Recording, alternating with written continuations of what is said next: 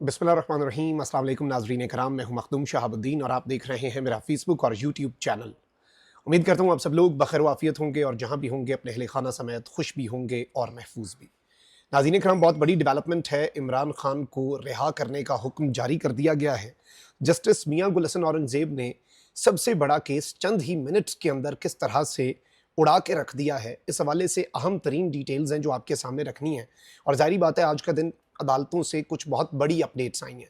एक जानिब हमने देखा कि सुप्रीम कोर्ट ऑफ पाकिस्तान में जो फॉर्म 45 और 47 का मसला है, ऑल्दो उस बेंच में जस्टिस अतर मिनल्ला ने इनिशियली बैठना था, लेकिन उसके बाद हमने देखा कि जस्टिस अतर मिनल्ला को उस बेंच से अलग कर दिया गया। लेकिन इसके बावजूद सुप्रीम कोर्ट में बलूचिस्तान के एक सूबाई हल्के की जो काउंटिंग का मामला है, उसमें फॉर्म 45 और फॉर्म 47 वाला जो इशू है, उस पर जिस तरह का फैसला दिया गया और ट्रिब्यूनल का फैसला बरकरार रखा गया, वो भी बहुत ज़्यादा सिंबॉलिक है। सिस्टम के लिए कोई ज़्यादा अच्छी खबर है नहीं।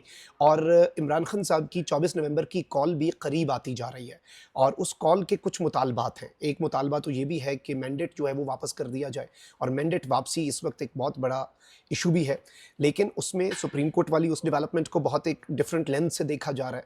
लेकिन अभी जो खबर आई है वो इमरान खान साहब के एक केस में ज़मानत के हवाले से है। इस हवाले से भी कुछ डिटेल्स मैंने हासिल की हैं और कुछ हमने बात वगैरह की है। और इमरान खान साहब जो हैं, उनकी रिहाई के इम्कानात कितने हैं वो भी आपके सामने रख देते हैं। इस वक्त कौन कौन सा मुकदमा चल रहा है, रियलिस्टिक अप्रोच जो है उसे भी हमने देखना है।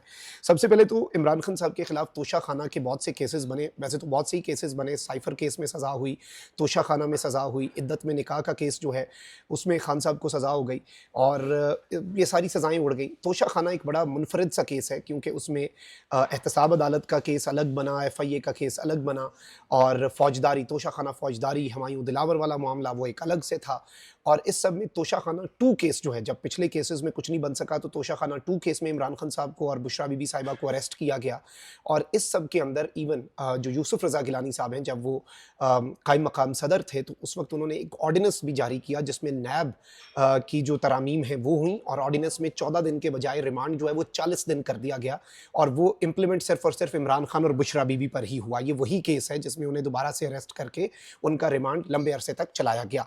अब इस्लामाबाद हाई कोर्ट से बुशरा बीबी साहिबा जो हैं वो भी इसी केस के अंदर रिहा हुई, और जस्टिस मियां गुल हसन औरंगज़ेब साहब जो हैं, उनकी अदालत से ही बुशरा बीबी साहिबा को रिलीफ मिला। उसके बाद हमने देखा कि सेम डे तो उनकी रिहाई मुमकिन नहीं हुई, क्योंकि सिस्टम इसे एक्सपेक्ट नहीं कर रहा था कि ये अचानक से रिहाई हो जाएगी। अगले दिन मरता क्या ना करता रिहाई देनी पड़ी, बिकॉज दे नो के मजीद भी कितने केसेस बना लेंगे। पिछले जो केसेस इन्हें लगता था कि बहुत कंक्रीट केसेस हैं, वो केस अगर उड़ गए तो नया कोई बनाएंगे तो बोगस केस होगा। अब उस सब के अंदर इमरान खान साहब जो हैं उन्होंने भी दरखास्त ज़मानत जो है वो दायर कर दी इस्लामाबाद हाई कोर्ट में, और रजिस्ट्रार ऑफिस ने एतराज़ात लगा दिए। जस्टिस मियां गुल हसन औरंगज़ेब ने एतराज़ात के साथ समात एक्सेप्ट की, उन्होंने इस समात को मुकर्रर किया। फिर एतराज़ात रजिस्ट्रार ऑफिस के दूर हो गए, और अब ये डेवलपमेंट आ रही है कि इस्लामाबाद हाई कोर्ट ने तोशा खाना केस 2 जो है उसमें भी इमरान खान साहब की ज़मानत मंजूर कर ली है। इस्लामाबाद हाई कोर्ट के जस्टिस मियां गुल हसन औरंगज़ेब ने तोशा खाना 2 केस में इमरान खान की दरखास्त ज़मानत पर समात की, जिस सिलसिले में इमरान खान की तरफ से सलमान सफदर जो हैं वो पेश हुए, और FIA प्रोसिक्यूटर भी अदालत में पेश हुए। दौरान समात अदालत ने इस्तफसार किया कि जिन 3 कस्टम अफसरान ने कीमत गलत लगाई उनसे मुतल्लिक क्या कार्रवाई हुई है।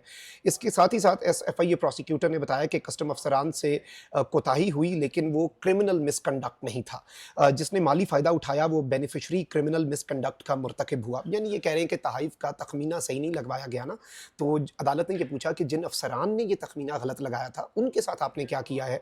तो उन्होंने कहा नहीं जी, वो कोताही थी, वो क्रिमिनल मिसकंडक्ट नहीं था, लेकिन जिसने इससे फ़ायदा उठाया है और जिसको इसका फ़ायदा हुआ है, बेसिकली वो क्रिमिनल मिसकंडक्ट का मुर्तकिब करार पाया, यानी कि इमरान खान और बुशरा बीबी। अब प्रोसिक्यूटर ने कहा कि जो बल्गरी ज्वेलरी सेट है उसे गैर कानूनी तौर पर पास रखा गया और तोशा खाना में जमा ही नहीं करवाया गया। FIA प्रोसिक्यूटर ने मजीद कहा कि अदालत जो भी फैसला करे, लेकिन मीडिया में पहले से है कि जमानत हो जाएगी। इस पर जस्टिस मियां गुल हसन औरंगज़ेब ने कहा कि मीडिया से खुद को ज़रा मुस्तस्ना कर लें।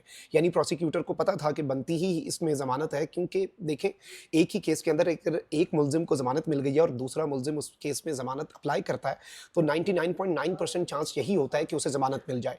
यही वो केस है जिसमें ये ताख़ीरी हरबे भी अपना रहे थे, और जस्टिस मियां गुल हसन औरंगज़ेब ने इस केस की समात का जो हुक्मनामा जारी किया उसमें सिस्टम मज़ीद एक्सपोज भी हुआ था, और उसमें ये बड़ा वाज़े अंदाज में लिखा गया था कि ये इसमें ताख़ीरी हरबे अपना रहे हैं। लेकिन कितने ताख़ीरी हरबे अपना लेते। अब जस्टिस मियां गुल हसन औरंगज़ेब ने कहा कि मीडिया में कहा जाता है कि जानकर बीमार हो गया, जानकर नहीं आया। मीडिया अगर सनसनी नहीं फैलाएगा तो उसका कारोबार कैसे चलेगा? अगर मीडिया में कोई कह भी रहा है कि ज़मानत हो जाएगी, तो क्या मैं इस बेस पे ज़मानत ना दूँ, ना बनती हो तो? मतलब अगर ज़मानत बनती है और मीडिया कह रहा है ज़मानत हो जाएगी, तो क्या मैं इस बेस पर कि मीडिया में कहा जा रहा है कि ज़मानत हो जाएगी, मैं ज़मानत दूँ ही ना, इंसाफ़ ही ना करूँ? बाद अज़ां अदालत ने दलाइल मुकम्मल होने के बाद तोशाखाना 2 केस जो है, उसमें इमरान खान साहब की ज़मानत मंजूर कर ली है। अदालत ने इमरान खान को 10-10 लाख रुपए के मचलके जमा करवाने का हुक्म दिया है और साथ ही उन्हें ट्रायल कोर्ट के सामने भी पेश होने का हुक्म दिया गया है कि ऑब्वियसली ट्रायल का तो वो हिस्सा बनेंगे।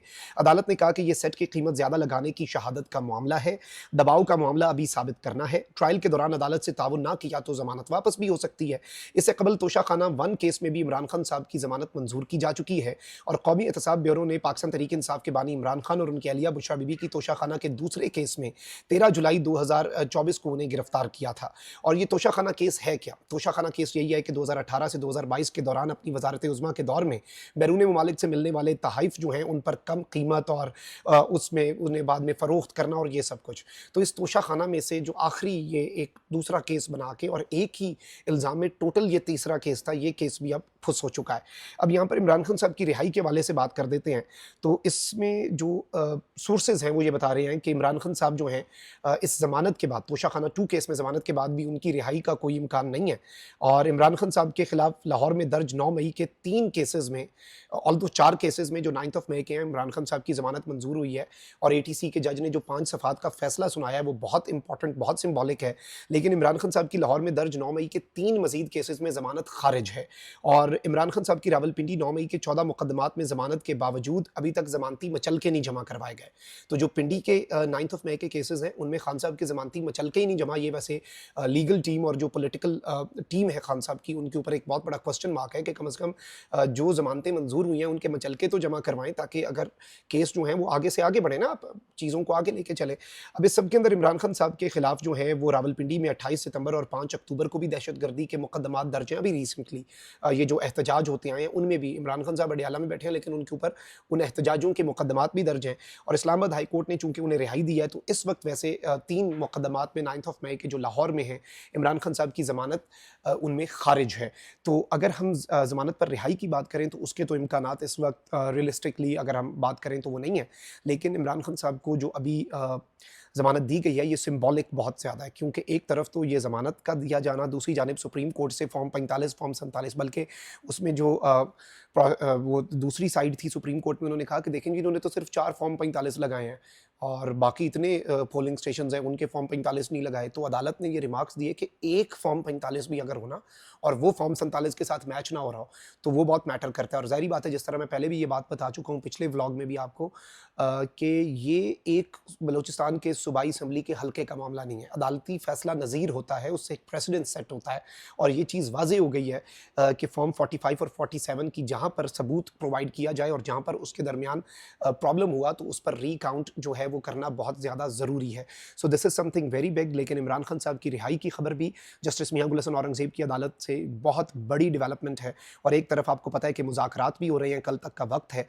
तो इसमें बहुत से लोग इसे एक और एंगल से देख रहे हैं, वो एंगल है CBMs, कॉन्फिडेंस बिल्डिंग मेजर्स। क्या ये सब कुछ कॉन्फिडेंस बिल्डिंग मेजर्स के तहत हो रहा है? आई डोंट थिंक कि ये सब कुछ उस तनाजुर में हो रहा है क्योंकि सिस्टम अभी भी उस एहतजाज को रोकने के लिए जो कार्रवाइयाँ हो रही हैं, छापे, गिरफ्तारियाँ, बहुत सी चीज़ें चल रही हैं। ऑल्दो पाकिस्तान तहरीक इंसाफ भी अपनी तैयारियाँ जारी रखे हुए है। खान साहब ने जेल से कह दिया है कि भाई मुज़ाकरात अगर हो भी रहे हैं तो आपने तो निकलना ही निकलना है 24 को। मुतालबात मान लिए तो जश्न मना लेना, ना माने तो एहतजाज कर लेना। तो इमरान खान साहब ने भी मुकम्मल तौर पर तैयारियों का हुक्मनामा जो है वो बहुत वाज़े अंदाज में जारी किया हुआ है। तो पीछे तो वो भी हटने के लिए इस वक्त तैयार नज़र नहीं आ रहे। तो ये अभी तक की डेवलपमेंट्स थी जो आपके सामने रखना थी। अपना बहुत ख्याल रखें। अल्लाह निगहबान। पाकिस्तान जिंदाबाद।